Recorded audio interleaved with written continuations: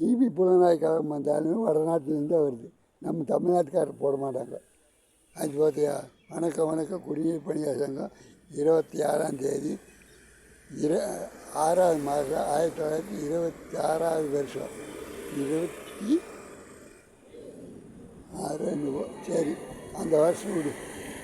அவங்க வட்டியில் காசை செலவு பண்ணி தமிழ்நாட்டு காசை அவங்க வந்து வச்சுக்கிட்டு தமிழ்நாட்டில் அவங்கக்கிட்டவே கொஞ்சம் கொஞ்சம் கொடுங்க, லோன் போட்டுக்குங்க, பேங்கில் பணம் இருந்தால் கொடுங்க, மக்கள் கொஞ்சம் கொஞ்சம் கொடுத்துடல அப்படின்னு சொல்லி ஸ்டாலின் கிட்ட பேசி ஏதோ மக்களுக்கு ஒரு 5 ரூபா சேர்த்து போடலாமுங்க. ஏன்னா இப்போ 2500 கொடுக்குறோம்.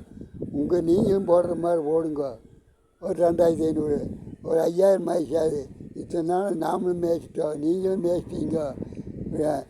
இவர் எடப்பாடி கொண்டு போய் சிக்க வச்சார் எங்கள் மோடிக்கிட்டோம். வேண்டாம், சண்டை வேண்டாம், தகராறு வேண்டாம் அப்படின்னு சொல்லி விஜய் இப்படி போனால் தான் ஆகுது. நீங்கள் இப்படி போய்க்கிறீங்க, எலெக்ஷன் ஜெயிச்சோடனே எல்லா வீட்டுக்குமே போய் எல்லாத்தையும் பார்த்துக்கிறீங்க. நீங்கள் ஒன்றும் யாரும் கூட சண்டைக்கு போகனால உங்கள்கிட்ட மனசு அப்படி இருக்குது. நியாயமாக நடக்கிற மாதிரி மக்களும் சொல்கிறாங்க, ஓட்டு போட்டு பசங்களும் சொல்கிறாங்க, பொம்பளையும் சொல்கிறாங்க. நல்ல மனசு இருக்குது, போகிற கூட ஒரு 25,000 போட்டு கொடுப்பாரு. அது 2 பேரும் சண்டை கட்டாமல் தான் அந்த காசு நம்மளுக்கே வரும்.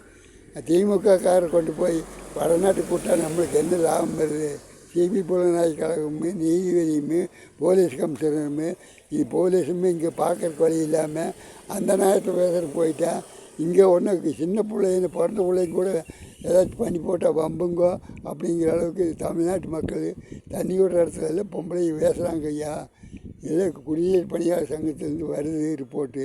அதனால் பாவம் அந்த அங்கே போகிற போலீஸு இங்கே அந்த சிபி புலனாய்வு கழகத்துக்கு கோர்ட்டுக்கு போகிறது பிடிக்கிறது எல்லாம் ஒரு 6 மாதத்துக்கு தப்புன்னு நிறுத்தி இவங்ககிட்ட பேச்சுவார்த்தை நடத்தி திமுககாரர்கிட்டும் காங்கிரஸ்காரர்கிட்டும் எல்லாமே இந்த ராஜீவ்காந்தி அங்கே ஒருத்தர் இருக்கிறாரு எதிர்கட்சியாக மோடிக்கிட்ட, அது பிரயோசனமே இல்லை. அது ஒன்றுமே தமிழ்நாட்டுக்கு வாங்கி கொடுக்கறது இல்லை. அப்புறம் வாங்கியாச்சுன்னு அது வாயில் சொல்கிறாங்க. இதுக்காடு பிரகாரமாக தமிழ்நாட்டுக்கு இத்தனை மாதத்தில் இத்தனை தேதி விட்டோம்னு யூடியூப் சேனல் விட்டுருக்குறாங்களா? யார்? திமுக ஆட்சி நடத்தும் போது இத்தனை ரூபா கொடுத்துருக்கோம்னு இத்தனை இன்னும் அந்த கொடுத்த நிதி கொடுத்த அந்த அம்மா பேச சொல்லு. எத்தனை தேதி கொடுத்த? எங்கள் இதில் டெல்லியில் எங்களுக்கு தீர்மானம் போட்டு தமிழ்நாட்டுக்கு இவ்வளோ கொடுத்துருக்குது, கர்நாடகத்துக்கு இப்படி கொடுத்துருக்குது, அது வடநாட்டுக்கெல்லாம் எவ்வளோ கொடுத்துருக்காங்க அப்படின்னு ஒரு நெறிக்க ஒரு பேப்பரில் கொடுக்க சொல்லு. தமிழ்நாட்டு மக்கள் கேட்குது. அந்த அம்மா நம்ம நாட்டிலேருந்து போய் நம்மளுக்கு ஆப்பு வைக்கிது. திமுககாரர் கொடுத்தாச்சுங்கிறான், வாங்கியாச்சு சுத்தமாங்குது. சரி, ஆதாரப்பூர்வமாக நோட்டீஸில் அனுப்புங்க, கவர்மெண்ட் இதில் எவ்வளோ செலவு கொடுத்துருக்குறீங்க என்னன்னு. அதேமாதிரி திமுககாரர் அப்படி கொடுத்தா என்ன வேணும் பாருங்க, பார்த்துட்டு ஏதோ வாழைகளுக்கு ஒன்றும் சப்பளம் பண்ணுங்க.